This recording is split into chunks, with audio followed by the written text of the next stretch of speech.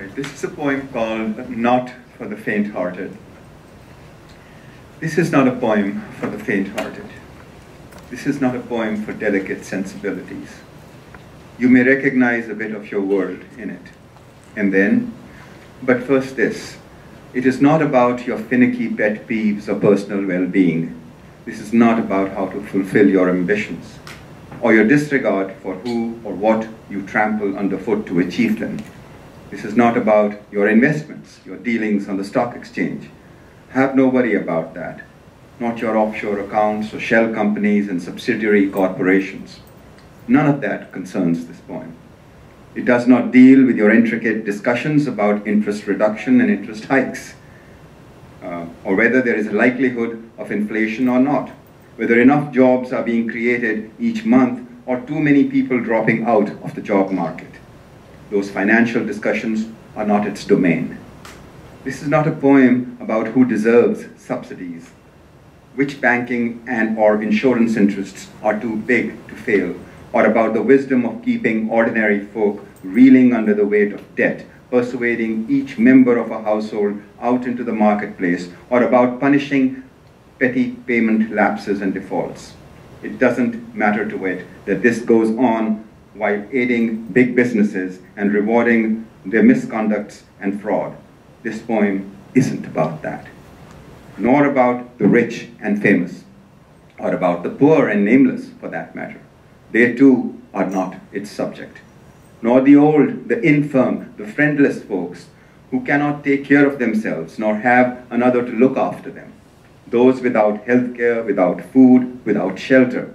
Those with broken homes and hurting parents, without schools to educate them, teachers to care, neglected children of neglected parents, and neglected grandparents, spurned and maligned. None of those. Nor the immigrants that flock to this place with hopes and dreams, or the citizens who wallow in the stew of their biases and bigotry, the junkies who have no choice, or those who take drugs as sport and entertainment.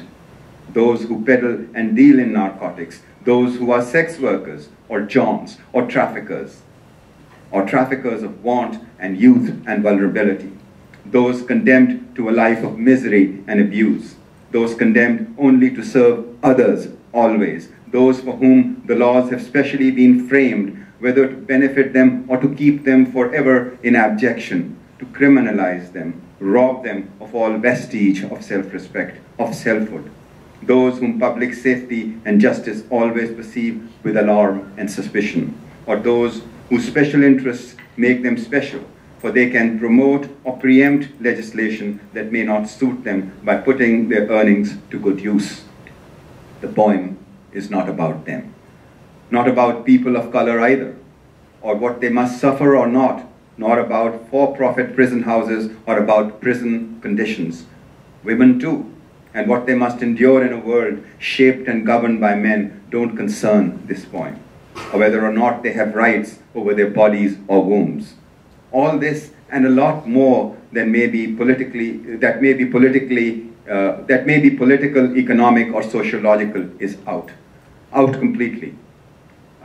As is war, whether its cause and however destructive to human life and nature it is, and whether it is fought conventionally or with drones, with ideas or with chemical weapons, tactical or strategic nuclear devices, or merely with economic sanctions. So is the idea of justice or fair play, nor does injustice bother it in the least. But this is a poem, not a political tract, though you may, I grant, detect a bit of your doing in it, and that might, just might, create a precarious situation.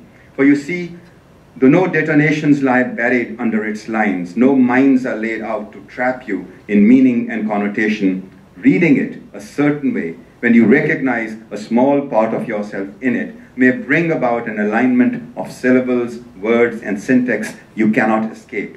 Or if you can, you do not know how. That one punctuation mark or syllable that may lead you to safety or disrupt the process escapes you. And it will start a searing fuse that will singe a crazy line across your palm. And as you look at them in disbelief, it will explode in your face. Poof. That and nothing else. So don't read it when people you love are around you, and don't read it out aloud to anyone. Be careful how you tread its lines. This is your world. You created it. This is your poem. You wrote it out. You read it. You detonated it. Right.